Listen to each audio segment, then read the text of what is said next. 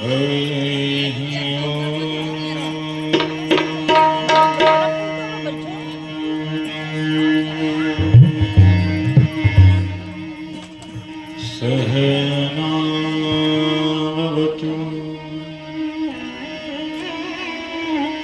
सहनो भुनक्तु सह वीर्यं करवावहै तेजस्विनामधीतमस्तु मा विद्विषावहै।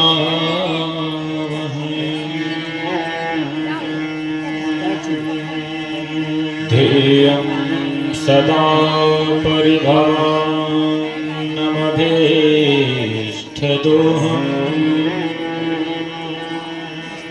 तीर्थास्पदं शिवविरञ्चिनुतं शरण्यम् भृत्यार्थिहं प्रणतपालभवाधिपूतम् वन्दे महापुरुषते चरणारविन्दम्।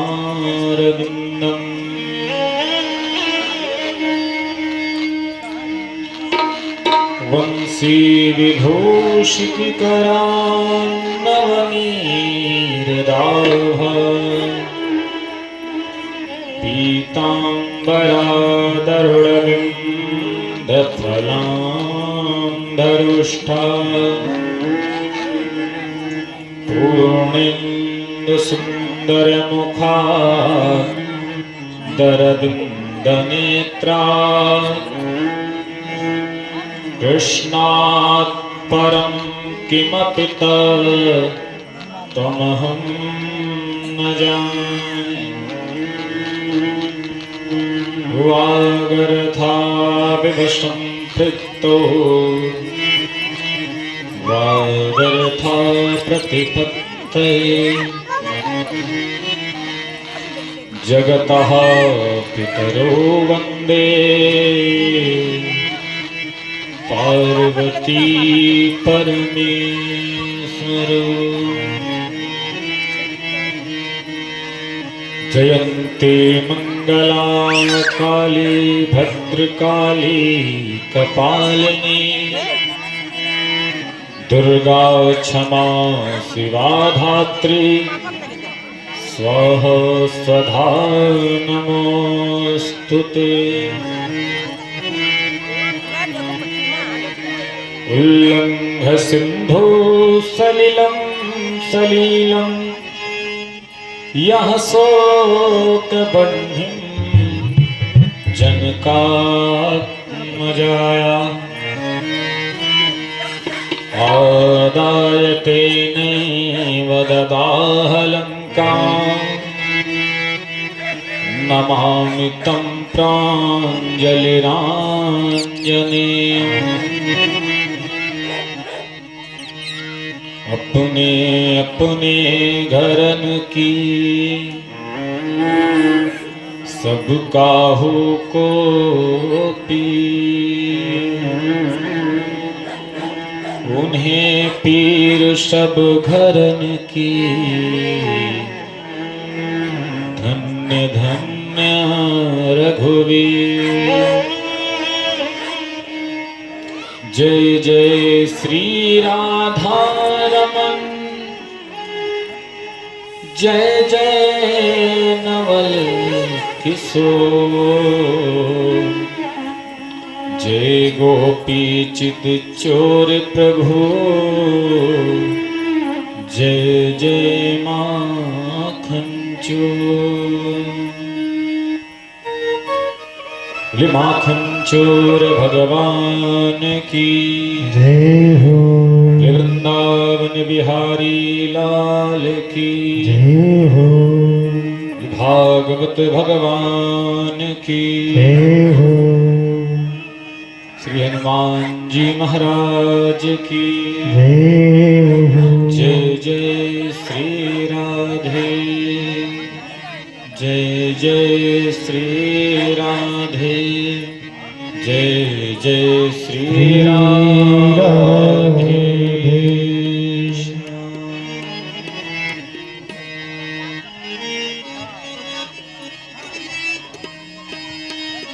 आइए सभी लोग बड़ी ही श्रद्धा और भक्ति के साथ आज की इस कथा में प्रवेश करें। उससे पूर्व भगवान के नाम का संकीर्तन करते हुए अपने मन और वाणी को पवित्र करें।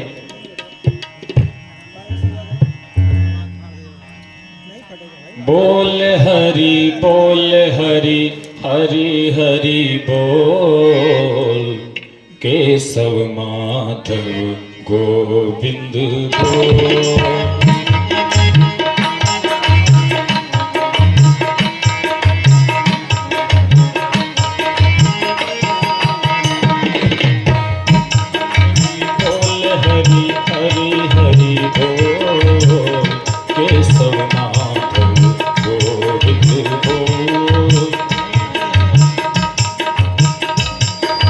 बोल हरि बोल हरि बोल हरि बोल केशव माधव हरि हरि बोल हरि हरि हरि बोल केशव माधव गोविंद बोल। हरि बोल हरि बोल हरि बोल केशव माधव।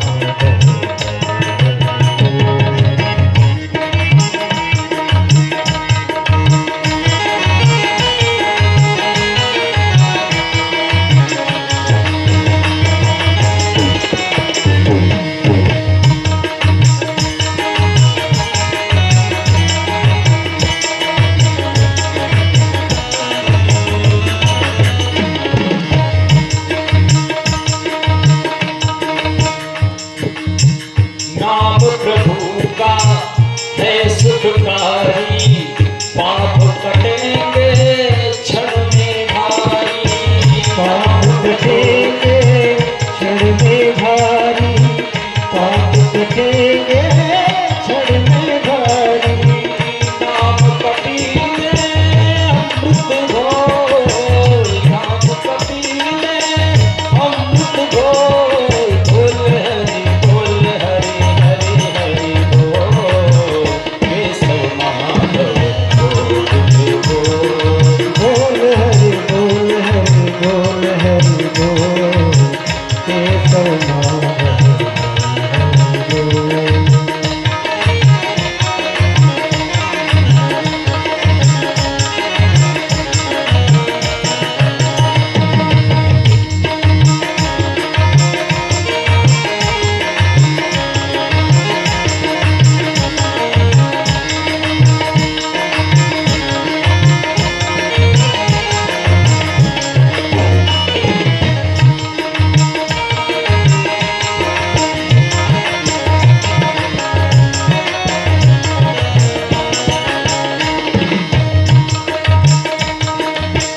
राम नाम के सब अधिकारी बालक वृद्ध युवा नर नारी।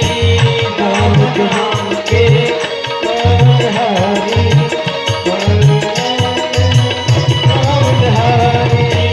राम नाम के सब अधिकारी बालक वृद्ध युवा नर नारी।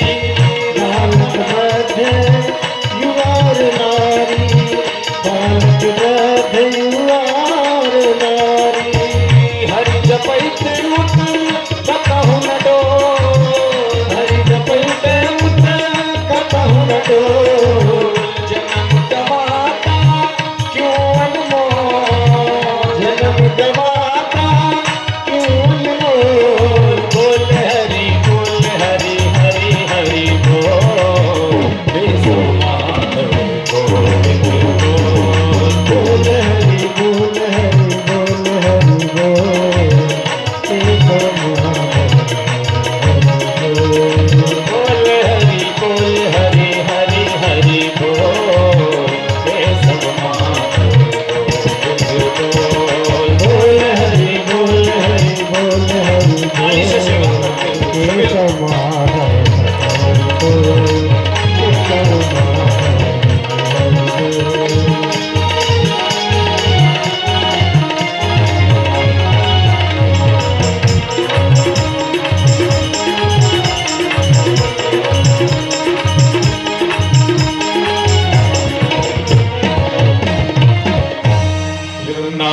बिहारी लाल की जय हो, भागवत भगवान की जय हो। अखिल कोटि ब्रह्मांड नायक परात्पर ब्रह्म कारण करुणावरणालय भक्तवांछा कल्पतरु भगवान श्री बालकृष्ण लाल की वांगमयी प्रतिमूर्ति श्रीमद भागवत महापुराण सप्ताह ज्ञान यज्ञ के आश्रित बैठे हम सब भक्त जनमानस के हृदय में मेरे प्रभु गोविंद का प्रेम प्राप्त ये न केन प्रकार आवाज क्लियर नहीं आ रही, कुछ करिए।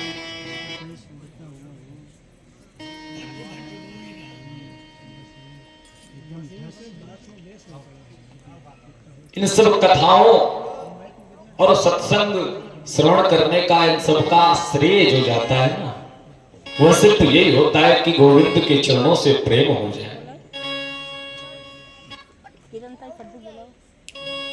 ये न केन प्रकार किसी प्रकार भगवान के चरणों में हमारा मन लग जाए, यही इन कथाओं का सार है। क्योंकि जब हम कथाएं सुनते हैं तो हमारा मन द्रवित होता है। कभी कभी होता है ना ऐसा, ऐसी कथा आपने श्रवण कर लिया कि हृदय आपका द्रवित हो गया, आंखों से अश्रुपात हो गया कथा श्रवण करके। कभी कभी वीर रस की जब हम कथा श्रवण करते हैं ना, तो शरीर में रोम रोम पुलकित हो जाता है। क्यों? क्योंकि उस कथा को श्रवण कर हमारा मन द्रवित हो गया।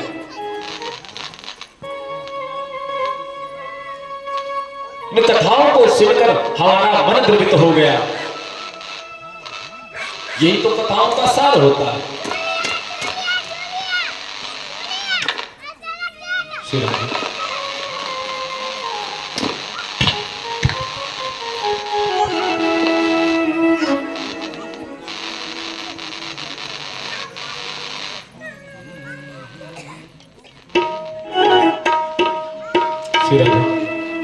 राधे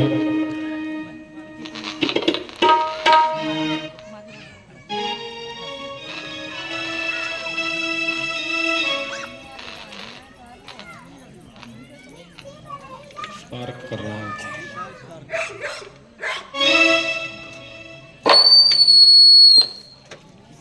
विचार करिए, सोचने का विषय है। आवाज कैसी होगी?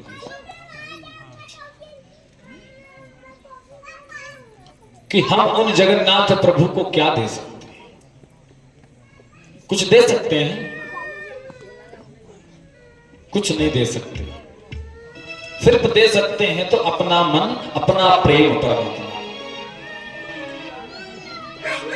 बाकी कुछ देने का सामर्थ्य हमारे आपके अंदर नहीं है। प्रेम से बोलो जय श्री कृष्ण। क्या दे सकते हैं परमात्मा को?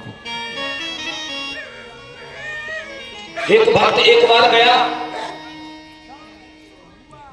भगवान लक्ष्मी नारायण के पास और कहा, प्रभु आज हम चाहते हैं कि कुछ आपको दें। भगवान ने कहा, दे दो भैया, क्या चाहते हो देना? भक्त ने कहा, सरकार यही नहीं समझ पा रहे हैं कि क्या प्रदान करें आपको। सब कुछ तो आपका है, यह संसार आपका है, यह शरीर आपका है, क्या दूं आपको? तो भगवान ने कहा, भैया तुम कुछ दे भी नहीं पाओगे, सब कुछ तो हमारा है। अब मेरी चीज मुझको ही कोई दे रहा है तो उसका कोई मोल नहीं होगा। आपके घर की चीज है महाराज, आपको जब कोई अपने हाथ से उठा कर दे रहा है तो उसका कोई तात्पर्य, आप उसकी कीमत नहीं समझेंगे। जब वो हमारी चीज है, हमको दे रहा है, तो कौन बड़ी बात कर रहा है? उसने कहा, नहीं सरकार, देंगे तो जरूर,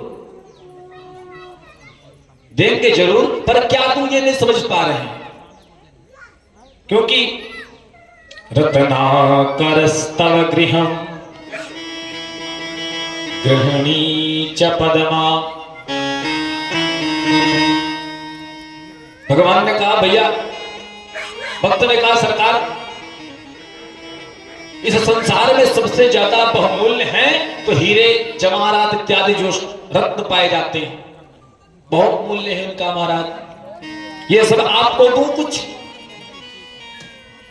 हीरा मोती सोना चांदी करके कुछ प्रदान करूं आपको? तो भगवान ने कहा भैया ये सब मेरे ही घर से तो तुम लेके गए हो। अरे जो भी संसार में जो रत्न प्राप्त होते हैं, सोना चांदी हीरा, जो भी रत्न प्राप्त होते हैं सब समुद्र से प्राप्त होते हैं। समुद्र का एक नाम रत्नाकर है। क्या नाम? रत्नाकर, रत्नों को बनाने वाला।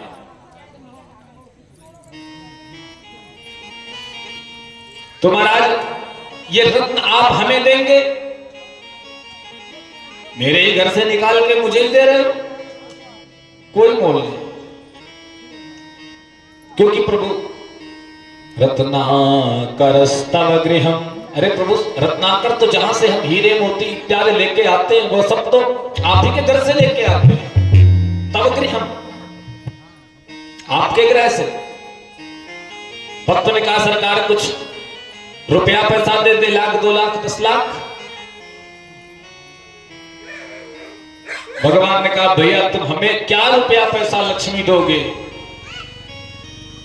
गृहिणी च पदमा, अरे साक्षात लक्ष्मी जी तो हमारी घरवाली है, गृहिणी है, तुम क्या प्रदान करोगे हमें?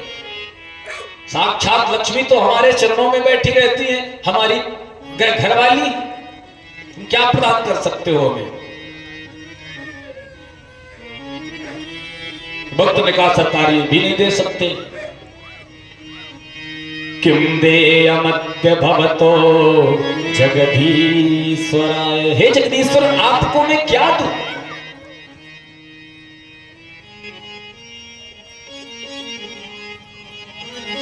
भगवान ने कहा तुम कुछ देने लायक नहीं हो भैया।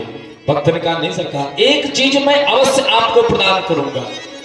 कौन सी चीज? बोले मैं ऐसी चीज आपको दूंगा प्रभु जो आपके पास ना हो।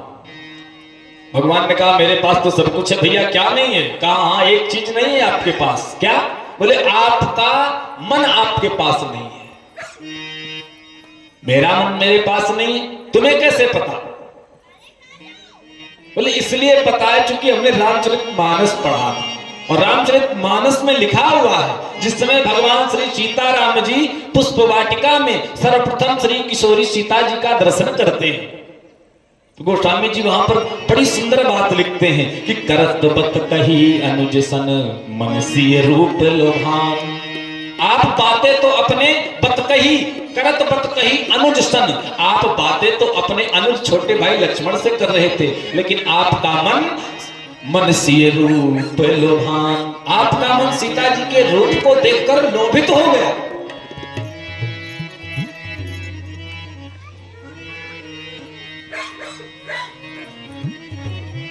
तो प्रभु आपका मन आपके पास नहीं है, वो तो किशोरी जी के पास है। भगवान ने कहा नहीं मेरा मन मेरे पास है, और यदि मेरा मन मेरे पास नहीं होता तो मेरे मन में मनोरथ कैसे उठते? और जब पुष्प वाटिका से हम वापस आए तो गुरुदेव ने हमें आशीर्वाद में क्या दिया? सुफल मनोरथ हो तुम्हारे, सुफल मनोरथ हो तुम्हारे, सुफल मनोरथ हो तुम्हारे, सुफल मनोरथ हो तुम्हारे।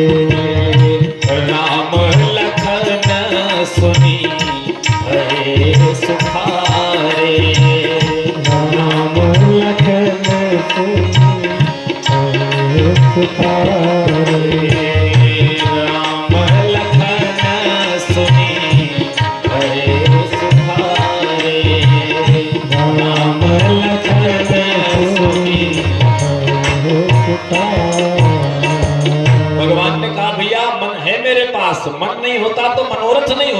मन से ही तो मनोरथ होते हैं। मनोरथ का मतलब इच्छाएं।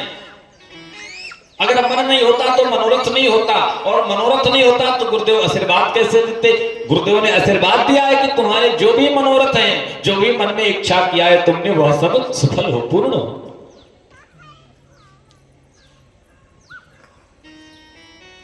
भक्त ने कहा सरकार, आपने इस बात को भी स्वीकार किया है कि मेरा मन मेरे पास नहीं है। कब स्वीकार किया? बोले याद कीजिए, सुंदरकांड में अशोक वाटिका में श्री किशोरी जी बैठी हैं और आप हनुमान जी के माध्यम से संदेशा पहुंचाए कि हे किशोरी, तत्व प्रेम करे मम अरु तोरा, तत्व प्रेम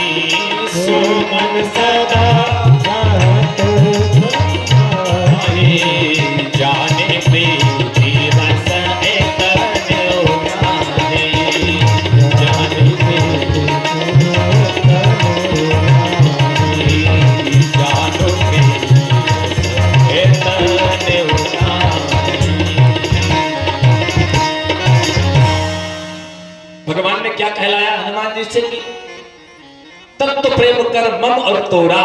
हे सीते, जो तुम्हारा और मेरा तात्विक प्रेम है ना, उसको सिर्फ मेरा मन जानता है। जान तो प्रिया एक मन मोरा, मेरा एक मन है सीते और मन जानता है मेरा, लेकिन मेरा मन सो मन सदा रहत तो ही पाही। सुंदरकांड की चौपाई, हमारा सुंदरकांड लोग पढ़ते हैं।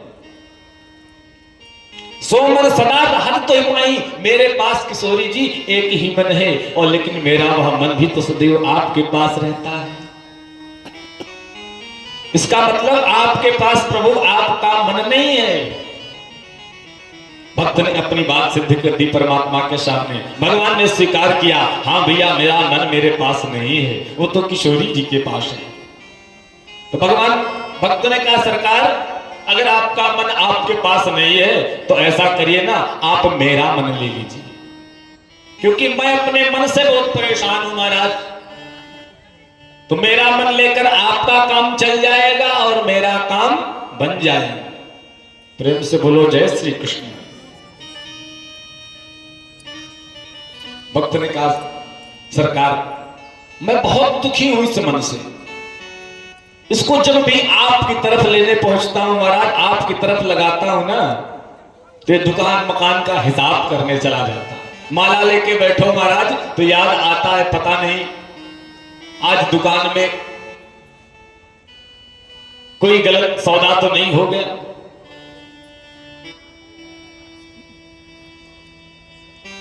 ये हर एक व्यक्ति की बात है महाराज। जब आप माला ऐसे बैठेंगे शांति से तो दूसरा भी कुछ सोच सकते हैं, परंतु जब पूजा में बैठेंगे, हम मन भगवान की ओर लगाएंगे तो मन यत्र तत्र घूमेगा, आपको पूजा से बाहर लेके जाएगा। महाराज मैं बहुत परेशान हूं अपने मन से। ये मन बड़ा चंचल है, कैसे तेरा भजन करूं, जितना इसे समझाऊं उतना ही मचल जाए। राधे तेरे चरणों की, श्यामा तेरे चरणों की, कर भूल जो मिल जाए। श्यामा तेरे चरणों की, भूल जो मिल जाए। चरणों बड़ा चंचल है महाराज मन, इसलिए आप मेरा मन ले लीजिए। कहने का तात्पर्य, कहने का श्रेय, हम आप अगर कुछ देना चाहें, ये जो पूजा पाठ करते हैं ना, ये सिर्फ इसीलिए किया जाता है कि मेरा मन लगे। कबीरदास जी ने क्या कहा? मूर्ति पूजा बंद करो, मूर्ति में भगवान नहीं। क्यों? क्योंकि कबीरदास जी ने अपने हृदय में भगवान को ढूंढ लिया। तो जिसने हृदय में भगवान को ढूंढ लिया, उसके लिए मूर्ति पूजा का कोई तात्पर्य नहीं, परंतु हमारे आपके लिए बहुत तात्पर्य है इसका। मूर्ति पूजा का विधान सिर्फ इसी कारण बनाया गया, क्योंकि जब लोगों ने देखा, संतों ने, ऋषियों ने देखा कि मणिराम जी की ऐसी स्थिति है, माला लेके बैठो तो दुनिया के प्रपंच में पड़ जाते हैं, तो क्या किया? सामने भगवान की एक लड्डू गोपाल जी की एक तस्वीर रख ली,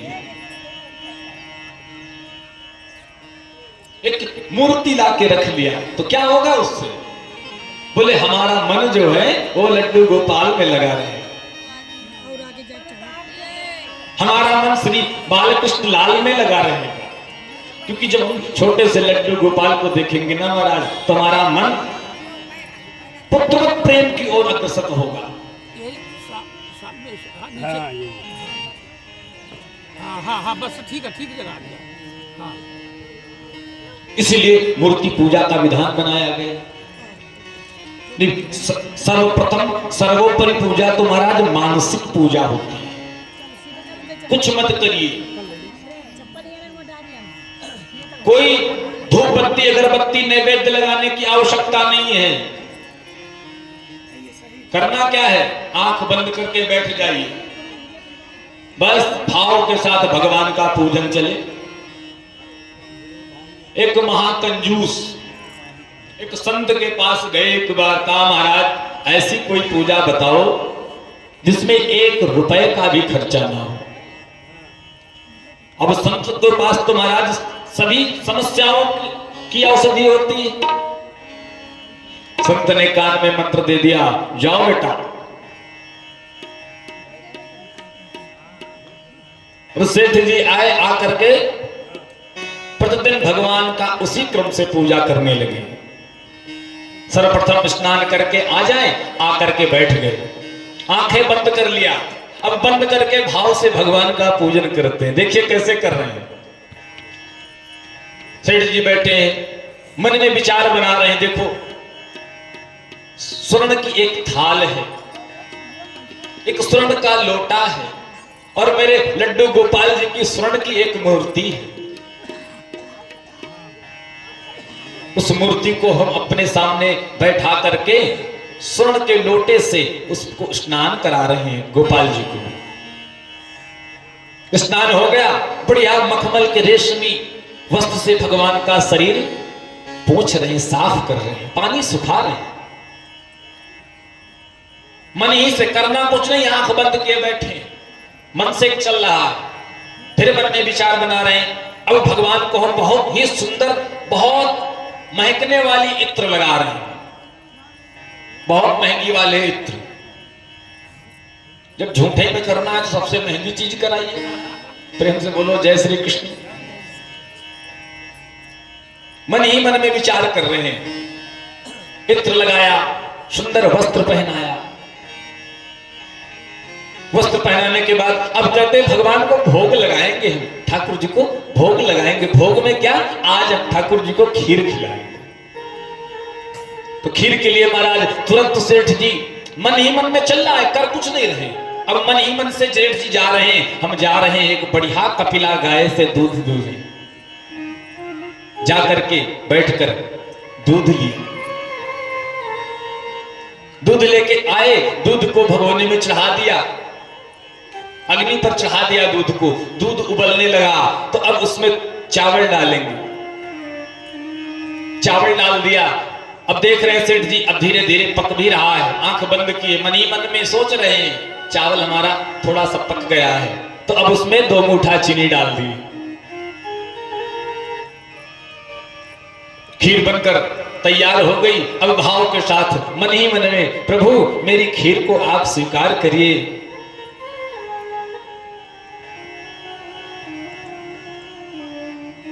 भाव से पूजा चल रही। प्रतिदिन सेठ जी का नियम यही बन गया महाराज। अब सेठ जी को मानसिक पूजा में बड़ा आनंद आने लगा। मन ही मन से पूजा कर रहे और बहुत प्रसन्न हो रहे, क्योंकि पूजा का प्रभाव ही है महाराज। जब हम 2-4 दिन पूजा करेंगे तो हमारा मन और अग्रसित होगा। और करें, 5 मिनट और बैठे जाए। पहले 1-1 माला करते थे, अब 2 माला करने लगे, धीरे से 3 माला करने लगे। यही भाव बनता रहता है मन से।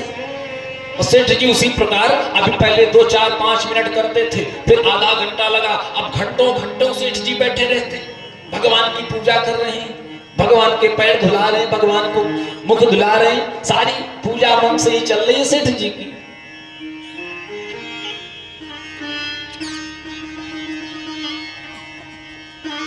एक दिन की बात, सेठ जी प्रतिदिन जब मानसिक रूप से खीर बनाते हैं मन से कि हम भगवान को खीर बना रहे हैं, तो उसमें 2 मुट्ठी चीनी डालते हैं। लेकिन गलती क्या हो गई एक दिन सेठ जी से,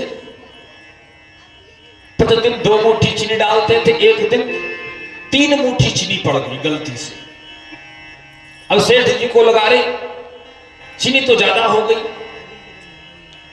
कंजूस आदमी महाराज, 1 रुपया भी नहीं निकलना चाहता। हर जगह उसको कंजूसी दिखती है, कहीं भी कुछ खर्चा ना हो। उसको लगा 1 मुट्ठी चीनी हमारी ज्यादा चली गई। सो महाराज ने उसी मन से ही वो पूजा कर रहा है, मन ही मन में सोचा कि 1 हाथ डाल के दूध में चीनी निकाल ले 1 मुट्ठी, क्योंकि ज्यादा हो गई, ज्यादा खर्चा हो जाएगा। सो महाराज जैसे ही दूध में हाथ डाला, तो भगवान ने आके हाथ पकड़ लिया। भगवान ने कहा, रे महाराज, मन से कर रहे हो, 1 रुपए का भी खर्चा नहीं, उसके बाद भी गर्मा गर्म दूध में हाथ डाल दिया चीनी निकालने के लिए। धन्य हो ऐसे कंजूस महाराज। नाना प्रकार के कंजूस भी होते हैं।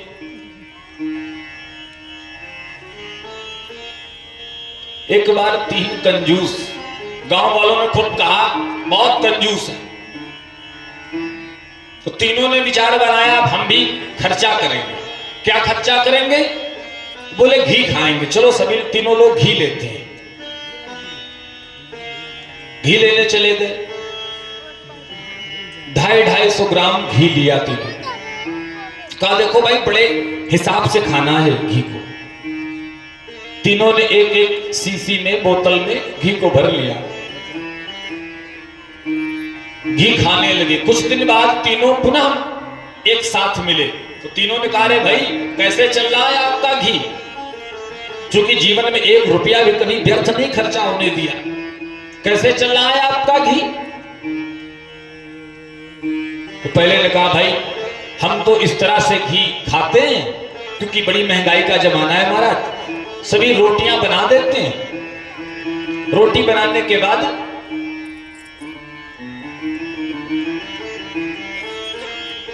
एक ऊपर वाली रोटी और एक नीचे वाली रोटी घी से चुपड़ देते, बाकी बीच की रोटी सब चुपड़ी समझ लेते। दोनों ने कहा, अच्छा तुम तो भाई बहुत खर्चा करने लगे हो इस समय, पूरी 2 रोटियां चुपड़ते हो। दूसरे से कहा, अच्छा तुम बताओ तुम्हारा कितना खत्म हुआ? दूसरे ने कहा, भैया देखो हम ज्यादा खर्चा तो नहीं कर पाते हैं, इसलिए जब सभी रोटियां बनकर तैयार हो जाती हैं तो एक सीख रखे, एक सीख रखे हैं, उसी बोतल में घी में सीख को डुबा देते हैं और रोटियों के बीच में घुसा देते हैं। पूरी रोटियों का हम घी लगा हुआ समझ लेते हैं। दूसरे ने कहा, भाई तुम तो बड़े खर्चीले हो, बहुत खर्चा कर रहे हो। दोनों ने कहा, अच्छा तुम बताओ तुम कैसे करते हो? तीसरे ने कहा, भाई देखो सभी रोटियां जब पूरा भोजन बन करके तैयार हो जाता है, तो हम तो जिस सीसी में, जिस डिब्बी में घी को रखे महाराज, भोजन के सामने उसका ढक्कन खोल के रख लेते हैं। प्रेम से बोलो जय श्री कृष्ण। और जब उसकी सुंदर सुंदर महक आती है तो उसी महक के सहारे हम भोजन कर लेते हैं। घी लगा हुआ समझते हैं महक से।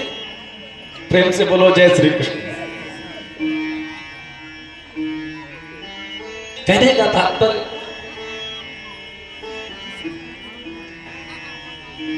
मन से पूजा की जाती है। अगर आपका मन नहीं लग रहा है तो आप मूर्ति रख लीजिए सामने, फिर मूर्ति का भाव के साथ पूजन करिए, क्योंकि पूजा तो भाव की ही होती है, भाव प्रधान है महाराज।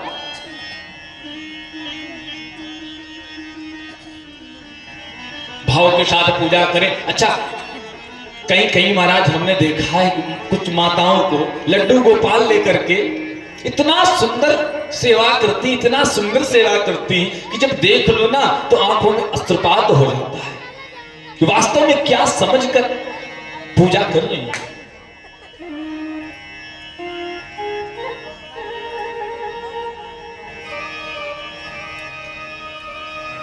वो आप सबने कथा सुनी होगी, भगत के बस में है भगवान। क्या थी महाराज? लड्डू गोपाल की तो सेवा थी। ये कोई झूठी घटना नहीं है, सत्य घटना है, सत्य घटना पर आधारित है।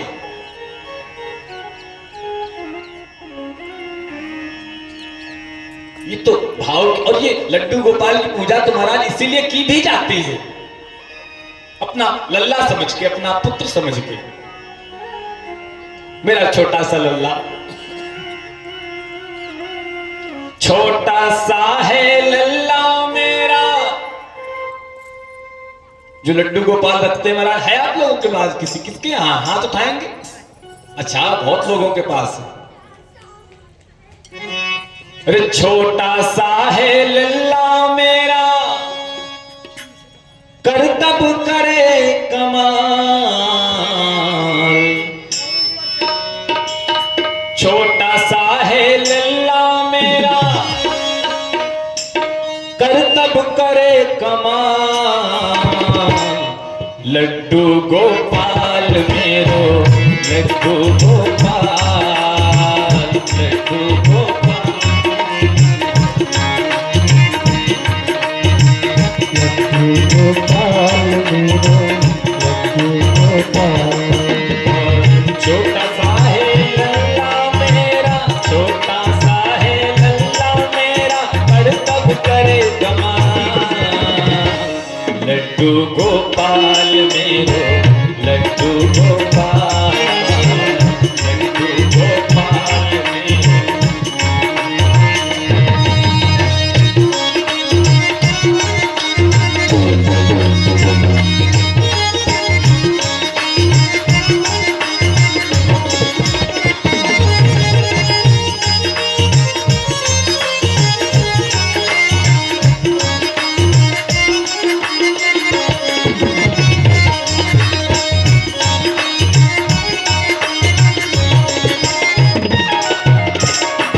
कैसे पूजा करनी है गोपाल जी की? रोज सवेरे इन्हें जगाऊं, गंगा जल स्नान कराऊं। रोज सवेरे इन्हें जगाऊं, गंगा जल स्नान कराऊं। गंगा जल स्नान कराऊं, गंगा जल स्नान कराऊं। रोज सवेरे इन्हें जगाऊं, गंगा जल स्नान कराऊं। गंगा जल स्नान कराऊं, गंगा जल स्नान कराऊं। गंगा जल स्नान करा के नए नए इन वस्त्र पहनाऊं, नए नए इन वस्त्र पहनाऊं, नए नए वस्त्र पहनाऊं। अच्छा, नियम बना लीजिए एक चीज का आप लोग, जिसके पास है वो प्रतिदिन सेवा करेगा, और जिसके पास नहीं है वो भाव से ही बैठकर कर सकते हो महाराज। बैठ जाइए सुबह सुबह, बैठकर लड्डू गोपाल को जगा रहे हैं, वंदन करा रहे हैं, ब्रश करा रहे हैं, पूजा करा रहे हैं, स्नान करा रहे हैं, वस्त्र पहना रहे हैं, उसी भाव से पूजा करिए ना।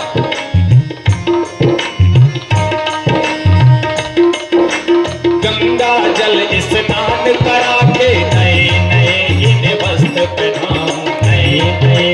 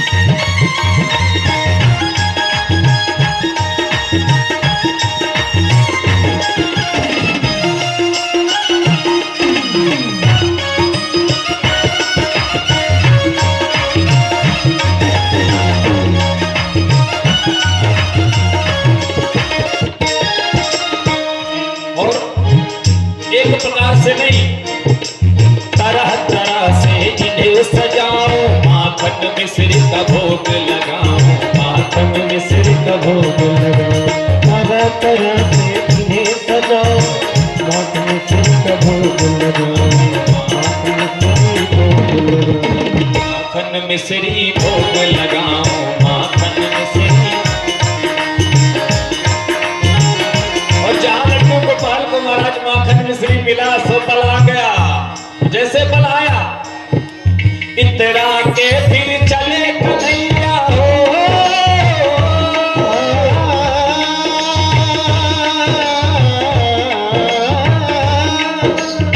तेरा के तो चले कन्हैया, इतरा के फिर चले कन्हैया, देखो इसकी चाल।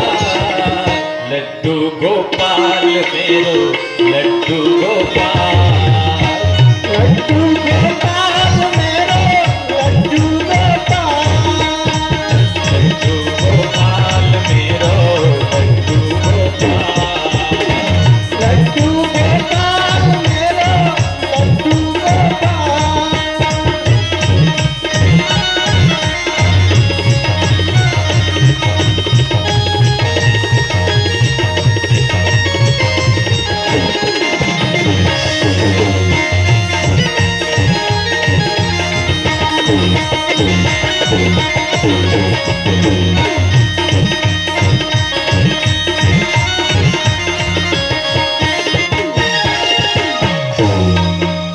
छोटा सा है लल्ला मेरा हो, छोटा सा है लल्ला मेरा, करतब करे कमाल। छोटा सा है लल्ला मेरा, छोटा सा है लल्ला मेरा, करतब करे कमाल। लड्डू गोपाल मेरो, लड्डू गोपाल, लड्डू गोपाल मेरो, लड्डू गोपाल, लड्डू गोपाल मेरो, लड्डू गोपाल, लड्डू गोपाल मेरो, लड्डू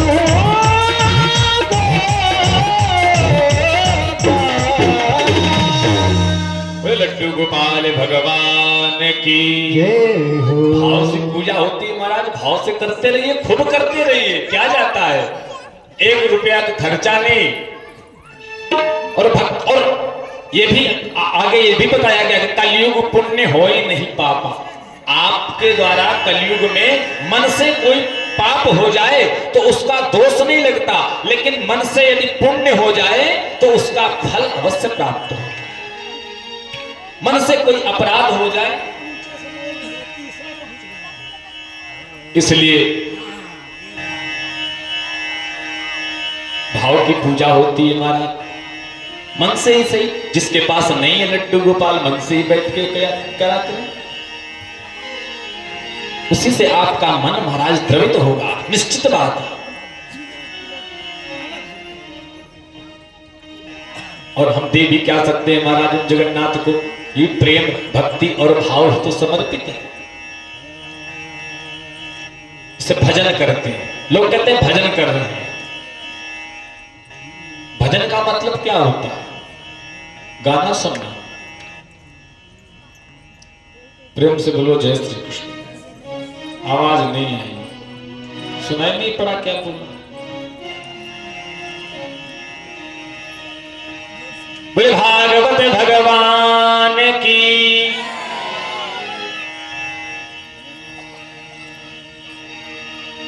भाव भक्ति की ही पूजा है महाराज। आप लोगों ने कल भागवत की कथा में महाभारत की कथा श्रवण किया। पितामह भीष्म का परधाम गमन श्रवण किया। उसके बाद परीक्षित जी का श्राप समझ श्रवण किया। उसके बाद परीक्षित जी को श्री सुखदेव जी कथा श्रवण कराने के लिए उस भूमि में निमिषारण्य की पावन भूमि में आ गए।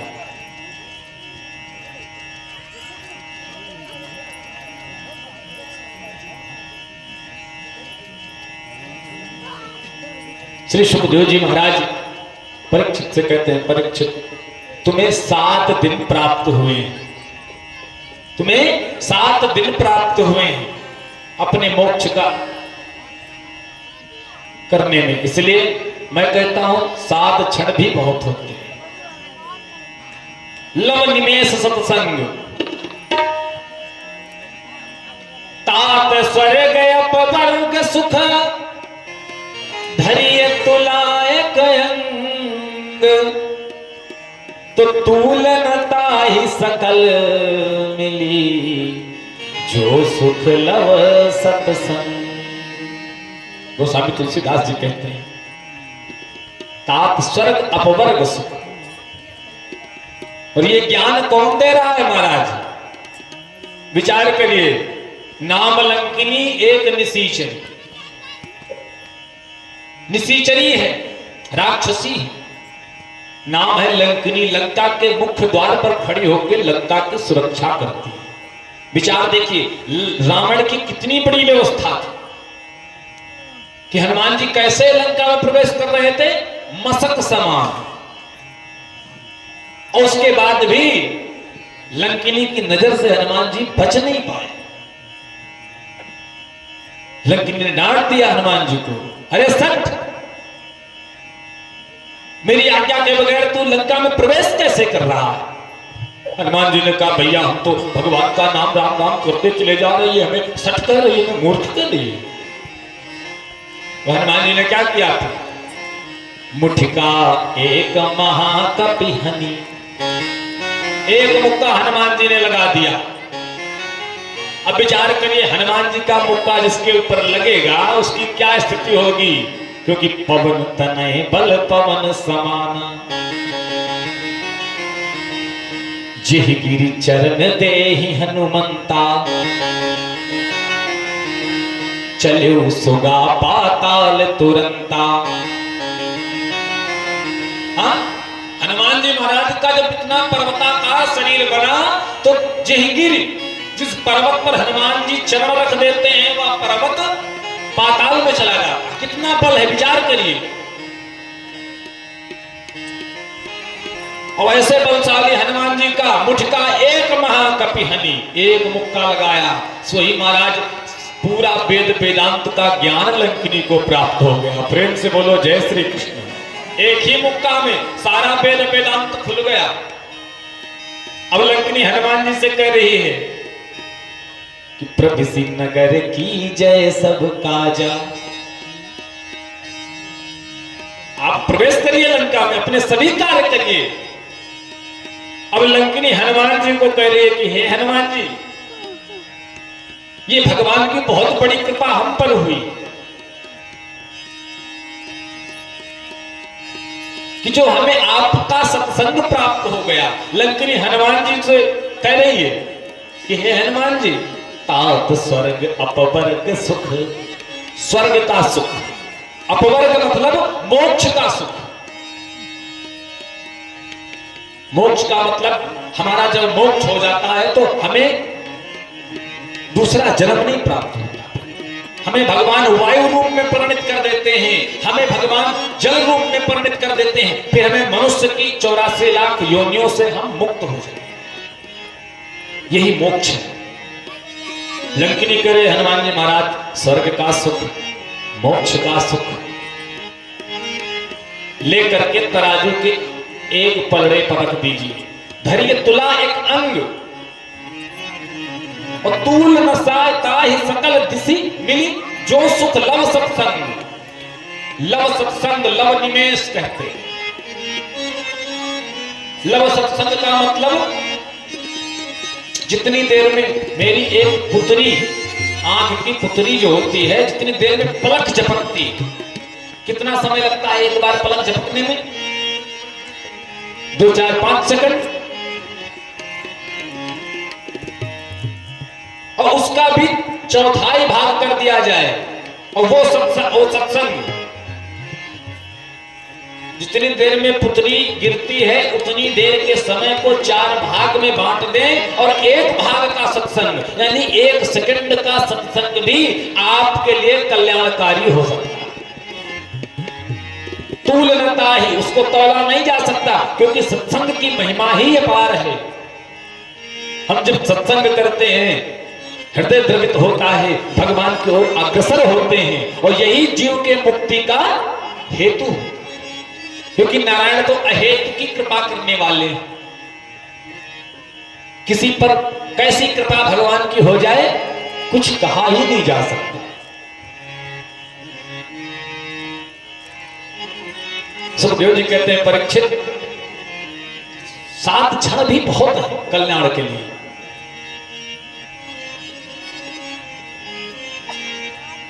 सुखदेव जी परीक्षित को कथा श्रवण कराते हैं।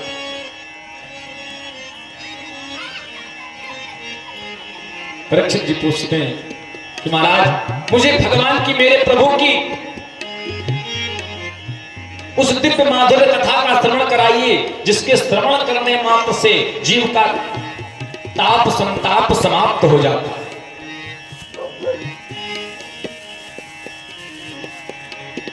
वैसी कथा हमें, वो कथा भगवान की, मेरे गोविंद की वो कथा श्रवण कराइए हमें।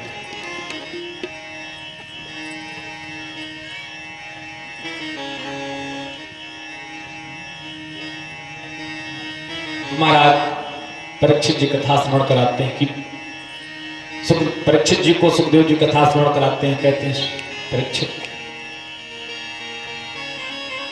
जिस समय महाराज धृतराष्ट्र पुत्र मोह में अंधे हो गए थे, आंखों से तो पहले ही अंधे थे महाराज, परंतु पुत्र मोह में ऐसा फंसे कि जो दिव्य ज्योति प्राप्त थी वो भी चली गई।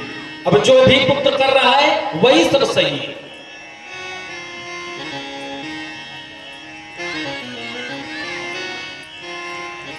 उसी समाज में महाराज धृतराष्ट्र के छोटे भाई थे विदुर जी महाराज।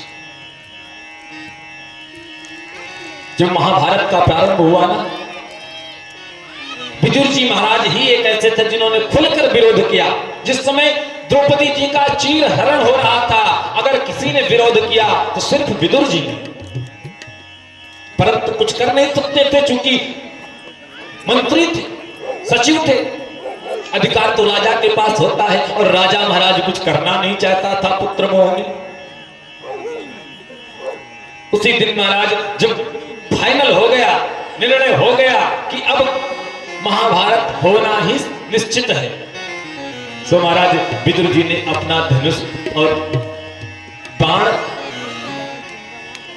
हस्तिनापुर के द्वार पर रख दिया और प्रणाम किया कि मैं इस युद्ध में भाग नहीं ले सकता क्योंकि सब तो मेरे।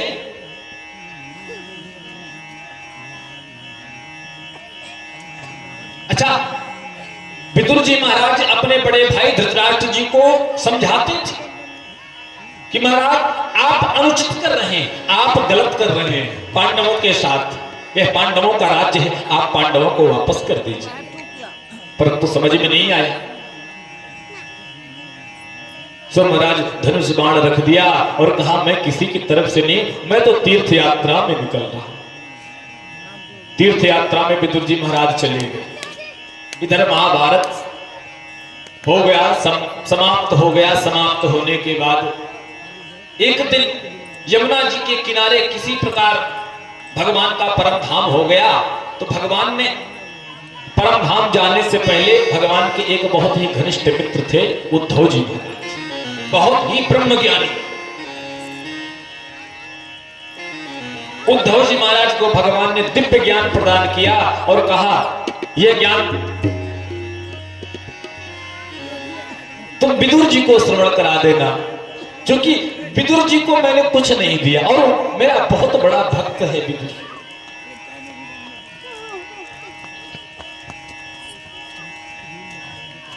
विदुर को मैंने कुछ नहीं दिया, इसलिए मेरा यह दिव्य ज्ञान तुम जाकर विदुर जी को सुना देना।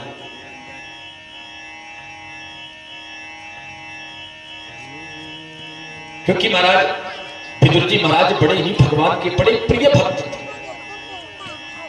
एक बार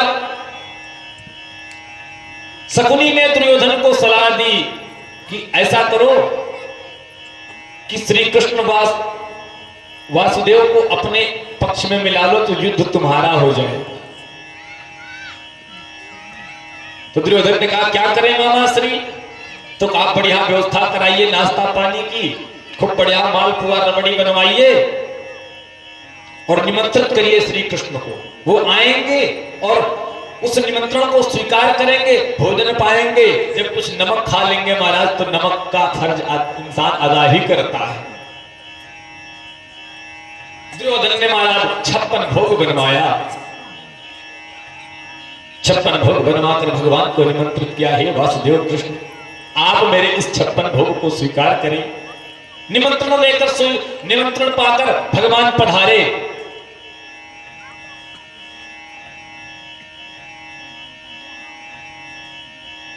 दुर्योधन ने निमंत्रित किया महाराज यह 56 भोग सिर्फ हमने आपके लिए बनवाया है, आप स्वीकार करिए।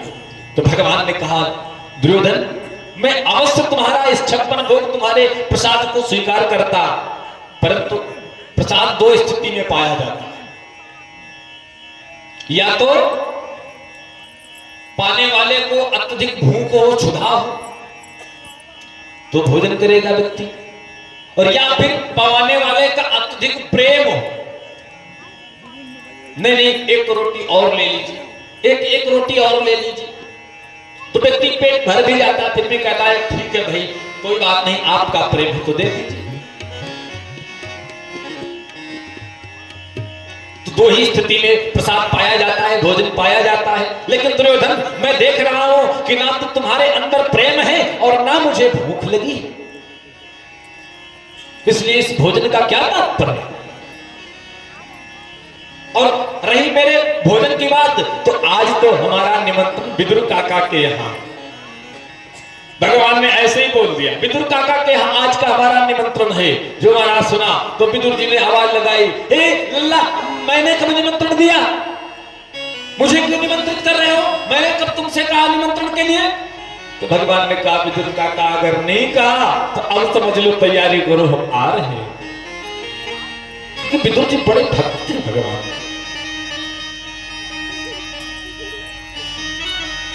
विदुर जी भागे अपनी झोपड़ी की ओर गए और विदुर की जो पत्नी है ना सुलभा नाम,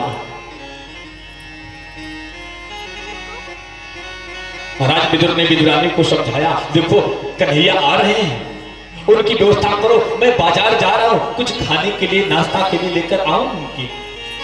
इधर विदुरानी को जब पता चला मेरे प्यारे प्राण प्रियतम मेरे कृष्ण कन्हैया मेरे घर आ रहे हैं तो महाराज बावरी होगी, भगवान के प्रेम में बेहबल होगी।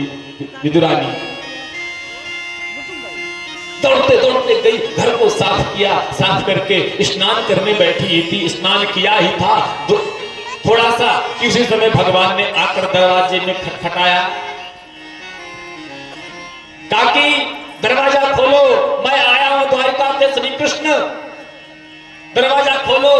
जो महाराज श्री कृष्ण का नाम सुना सो विदुरानी भाव विह्वल होकर उन्हीं गीले कपड़ों में आकर भगवान को दरवाजा खोलकर अंदर पदार्पण करवाया।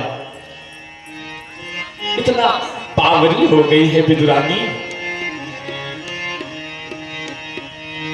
कि एक आसन टूटा फूटा पड़ा था, उस आसन को डाल दिया, उल्टा आसन ही डाल दिया भगवान के बैठने के लिए। पधारिए प्रभु विराजिए। भगवान उसी उल्टा आसन पर बैठ गए और विदुरानी का मुखमंडल देखने लगे, विदुरानी भगवान को निहारने लगी और भाव में बैठी विदुरानी मन ही मन विचार करते हैं कि मैं कैसे पूजा करूं, मैं कैसे सेवा करूं, मेरे पास तो कुछ है ही नहीं, मैं कैसे इनका बंधन करूं।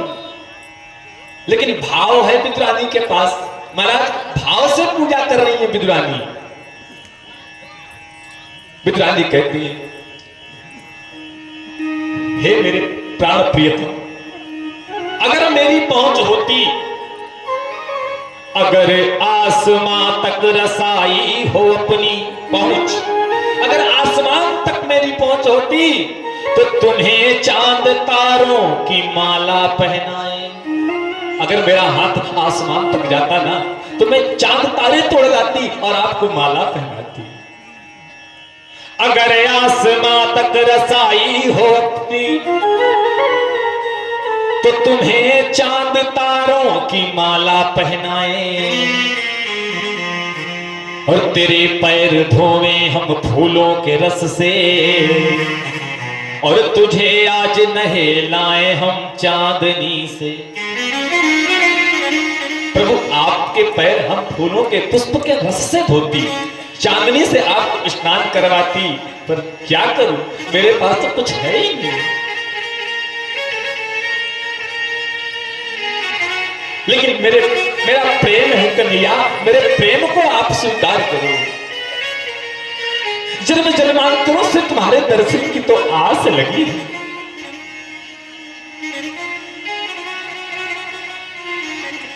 बड़ी देर से दीद के मुंतजिर हैं कन्हैया, जन्म जन्मांतरों से तुम्हारे दर्शन की आस लगी थी मन में।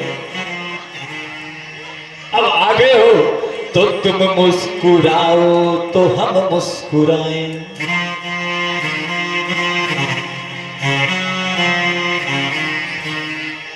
राजी हूं मैं उसी में जिसमें तेरी रजा है। हे मेरे प्राण प्रीतम, मेरे कृष्ण कन्हैया, जो आप चाहते हो उसी में मैं पसंद हूं।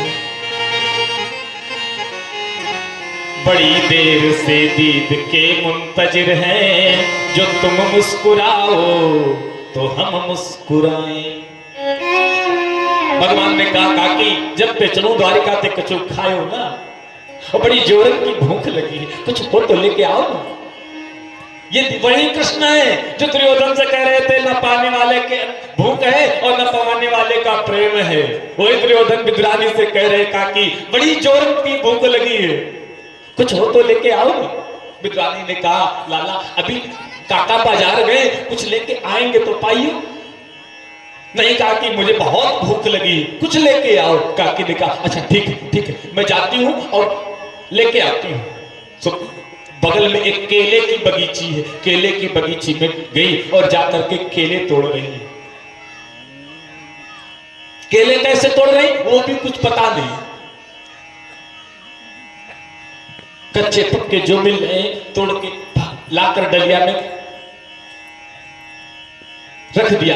इधर भगवान उठे और जाकर के विदुर जी के रसोई की तरफ चले गए, और रसोई में जाकर के जब देखा तो एक छोटा सा चूल्हा था, चूल्हे में आग जल रही थी, ऊपर कुछ रखा हुआ था, एक बटलोई रखी थी, उसमें ढक्कन लगा हुआ था। ढक्कन हटाकर जब भगवान ने देखा तो उसमें कुछ उबल रहा था।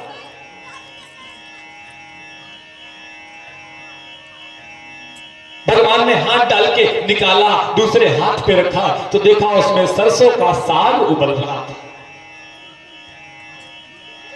भगवान ने उस सरसों के साग को निकाला और निकाल के मुख में रखा, और जैसे 2 बार भगवान ने खाया महाराज भगवान की आंखों में आंसू आ गए।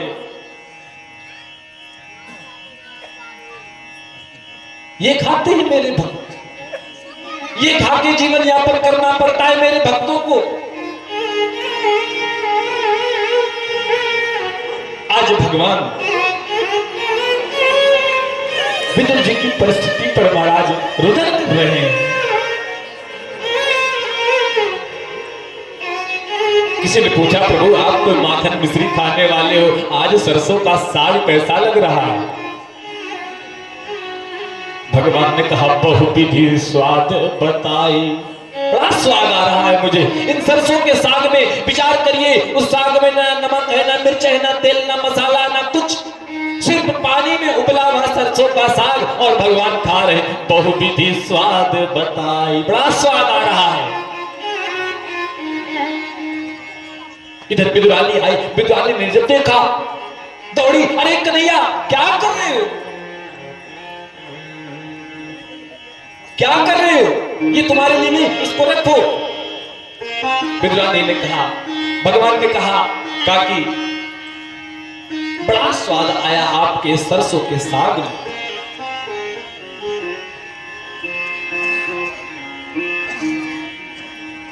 बुझाने ने कहा नहीं लाला आओ मैं तुम्हें कदली फल देती हूं खाने के लिए।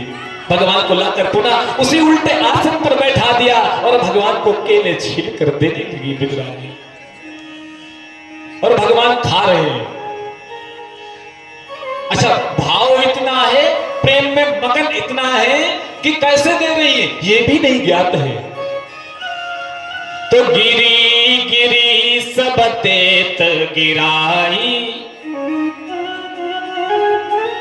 केले का जो फल है, केले की जो गिरी है उसको तो छीलकर नीचे फेंक दिया।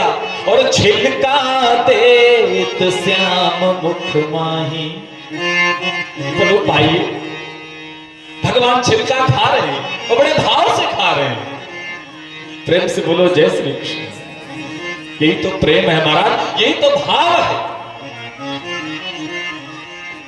भगवान खा रहे हैं। इतने में विदुर जी आए। विदुर जी ने जब देखा क्या कर रही है, अरे बावरी, अरे बावरी हो गई है तू, तुझे नहीं पता तू क्या दे रही है। अरे घर आए जगन्नाथ को छिलके खिला रही है। बावरी जानती ने जन्म जन्मांतरों तक सिर्फ छिलके ही खाने को मिलेंगे। बिदुरानी को हिला रहे हैं विदुर जी। बिदुरानी को होश ही नहीं आ रहा, बस भगवान के मुखमंडल को देखती जा रही है और भगवान भी मुस्कुराते हैं बिदुरानी को देखकर।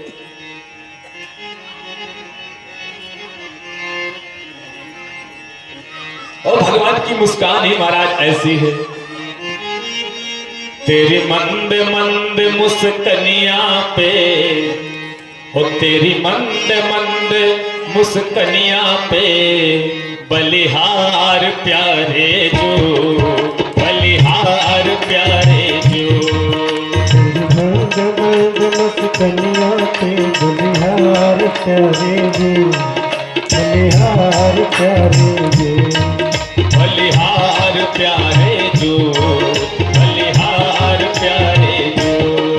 मंद मंद मुस्कनिया पे बलिहार प्यारे जो, बलिहार प्यारे जो, बलिहार प्यारे जो, बलिहार प्यारे जो।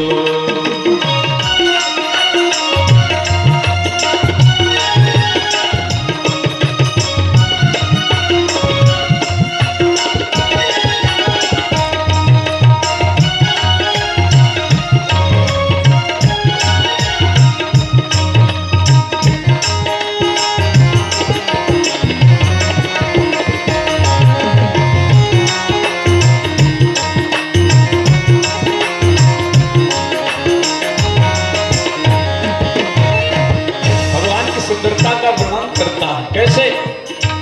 तेरे बाल बड़े घुंघराले लगते हैं कारे कारे, तेरे बाल बड़े घुंघराले लगते हैं कारे कारे, तेरे बाल बड़े घुंघराले लगते हैं प्यारे प्यारे, तेरे बाल बड़े घुंघराले लगते हैं प्यारे प्यारे।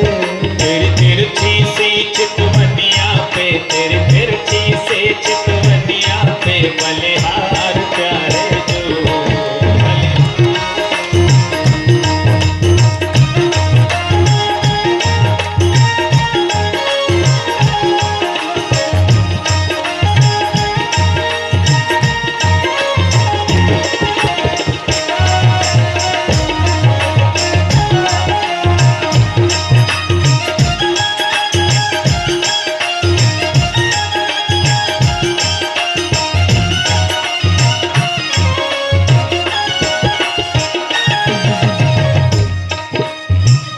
और भगवान की क्या सुंदरता है। तेरे नैन बड़े कजरारे मटके हैं कारे कारे, तेरे नैन बड़े कजरारे, बड़े कजरारे लगते हैं प्यारे प्यारे, नैन बड़े कजरारे मटके हैं कारे कारे, तेरे नैन बड़े कजरारे लगते हैं प्यारे प्यारे। उस युग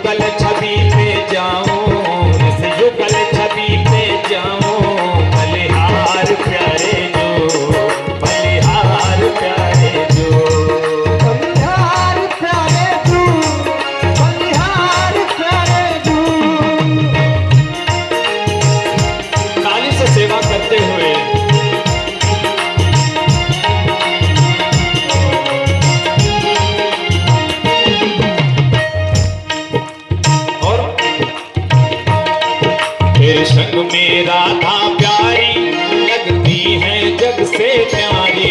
तेरे संग में राधा प्यारी लगती है रंग न्यारी। तेरे संग में राधा प्यारी लगती है जग से प्यारी। तेरे संग में राधा प्यारी लगती है जग से न्यारी। इस युगल छवि पे जाओ, इस युगल छवि पे जाओ, बलिहार प्यारे जो, बलिहार प्यारे।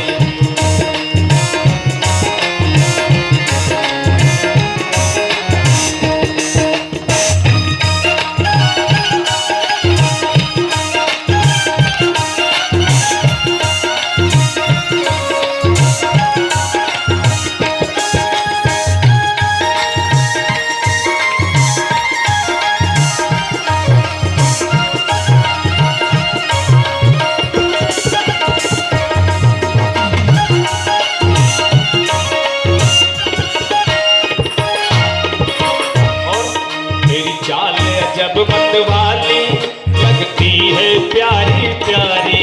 तेरी चाल जब मतवाली लगती है प्यारी प्यारी। तेरी चाल जब मतवाली लगती है प्यारी प्यारी। तेरी चाल जब मतवारी लगती है प्यारी प्यारी। तेरे पाँवों की पैजनिया पे, तेरे पाँवों की पैजनिया पे बलिहार प्यारे जो, बलिहार प्यारे जो। बलिहार प्यारे जो, बलिहार प्यारे जो। तेरी मंद मंद मुस्कनिया पे, तेरी मंद मंद मुस्कनिया पे बलिहार प्यारे जो, बलिहार प्यारे जो। मर्द मर्द मुस्कनिया पे बलिहार प्यारे जो, बलिहार प्यारे जो। बलिहार प्यारे जो, बलिहार प्यारे जो, बलिहार प्यारे जो, बलिहार प्यारे।